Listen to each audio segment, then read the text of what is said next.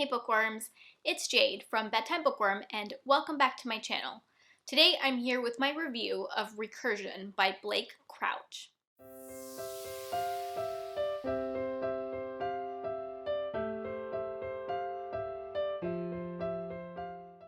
The way that this review is going to be set up is I am going to start with just my overall thoughts and feelings on the book, and then I will talk about the plot and pacing before moving on to characters and writing style. And then at the very end, I'm going to have a spoiler section. So the vast majority of this review is spoiler free. I just have a couple of things that I want to mention. It wasn't enough to do a whole separate spoilery book chat, so I'm just going to tag it on to the end of this video. I will have timestamps in the description box so that you can jump to whatever sections of the video you're most interested in. So let's start with my star rating. I gave this book 5 out of 5 stars, so I thoroughly enjoyed it. This is an adult science fiction thriller. This was one of my most anticipated reads of 2019. I read Dark Matter in 2018, and it was one of my favorite books of 2018, so I was super excited about this book and also a little bit nervous because I wasn't sure if it was going to live up to my expectations. While I tried not to compare this book to Dark Matter while reading it, it does have many similar themes, and because I had already read Dark Matter, I couldn't help but compare them a little bit, so I will mention Dark Matter here and there throughout this review. But my overall thoughts on how they compare is that while I did really enjoy Recursion, I didn't quite enjoy it as much as Dark Matter, just by a little bit. I've definitely seen some mixed opinions comparing these two books. I would actually personally recommend that if you haven't read Dark Matter yet, to start with Recursion and then read Dark Matter, but I have seen people recommend the opposite. I mentioned that this book has some similar themes to Dark Matter, but it also touches on some different themes as well. Themes that I really enjoyed reading about and found very thought-provoking. I thought the scope of Recursion was much bigger than the scope of the story in Dark Matter. And honestly, I don't know how Blake Crouch wrote this book. Just the nature of the story itself is really complicated, and just like Dark Matter, it's kind of mind-blowing. Blake Crouch has a way of taking this idea that seems kind of straightforward at first, and then making it bigger and bigger and bigger until I just felt like my brain was exploding, while also including interesting and fleshed out characters and a thrilling plot. Before I give a synopsis of this book, I do want to go ahead and give a content warning for this book for a few things. This book includes suicides, as well as the loss of a child and a parent with Alzheimer's. So this book centers around two characters. One is Helena, and her story starts in 2007. She is a neuroscientist who has dedicated her life to creating a machine that can preserve memories or help people relive their memories because her mother has Alzheimer's. The other main character is Barry, and he is a cop in 2018. And in his storyline, he is investigating a case where a woman has committed suicide because she had false memory syndrome. And false memory syndrome seems to be this contagious disease where people are waking up with memories of things that never happened, lives they didn't live. For a good chunk of this book, those two storylines stay separate, but of course eventually they do converge, and that's when things get really interesting. I will say this book is fairly heavy on the science, as was Dark Matter, but this one might be even a little more complicated than Dark Matter. However, I do have a background in science. I especially find neuroscience to be fascinating, and I love books about memories. So because of that, this book definitely contained elements that I was already going to really enjoy. That being said, I do think it might get a little complicated for some people. There are a lot of things to keep track of at some points in this book. I did also listen to a lot of this on audiobook. Luckily, I also had a hardcover copy out from my library that I could reference as needed, but I think that if I solely was listening to it on audiobook, I might have found some of the things confusing, especially in the beginning of the book where you have Helena's timeline set 10 years or 11 years before Barry's timeline. Each time you jumped between the two perspectives, it would tell you what the date was, and if I wasn't listening closely, I might miss that. So it was really helpful to have the physical book to refer to. Now moving on to pacing.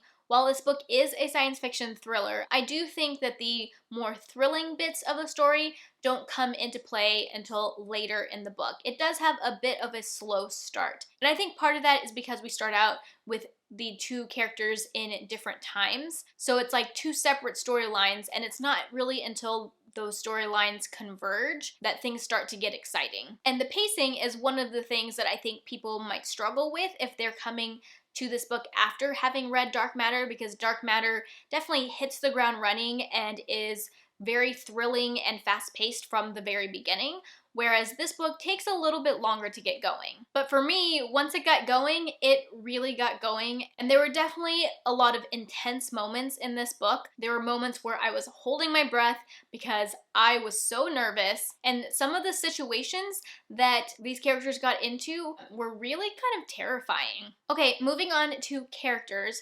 One of the things that I loved about Dark Matter was that not only was it this fast-paced, action-packed story, but I absolutely fell in love with the main character in that book, and I thought he was so well fleshed out, and I loved his relationships with the other characters in that book. In Recursion, I wasn't really having the same experience with the characters. While they were fleshed out, I wasn't necessarily emotionally connecting with them until the end of the book. I had a moment while I was reading this book when I was about 75% of the way through where I thought to myself that I don't love these characters as much as I loved the main character of Dark Matter. But that last 25% of this book definitely got to me emotionally, and I even shed some tears at the end of this book. Granted, I cry fairly easily, but that emotional connection that I thought I was missing definitely showed up before the book was over. And then as far as the writing style, Blake Crouch definitely has a fairly straightforward and simple writing style, which I don't mind in the least. The one thing that was a little bit strange about this book is that it's written in third-person present tense, which is just not a combination that I see very often. And because of that, it kind of reads a little bit like a screenplay, but that also adds to the cinematic feeling of the book. I could totally see this being a movie. In fact, I think I heard that it's getting some sort of adaptation, but I'm not entirely sure about that. Again, there are time jumps between the different characters' point of views, which could be a little bit confusing, especially when only listening to it on audio, although I do think the audio narrators were great, and I'm really glad that the book had two narrators, one female, one male, for the different voices. Okay, so those are all of my spoiler-free thoughts on Recursion. I really enjoyed this book, and while I tried not to compare this book to Dark Matter, inevitably I did a little bit, and while my reading experience of this book wasn't quite as good as Dark Matter, it was still a really fun reading experience. If you like sci-fi thrillers, I definitely recommend picking up this book, especially if you haven't read Dark Matter yet, and then you can go and read Dark Matter and have your mind blown even more. Okay, I'm going to be moving on into some spoilery thoughts. So if you haven't read the book, you should click off this video and go request this from your library or buy it, whatever you prefer.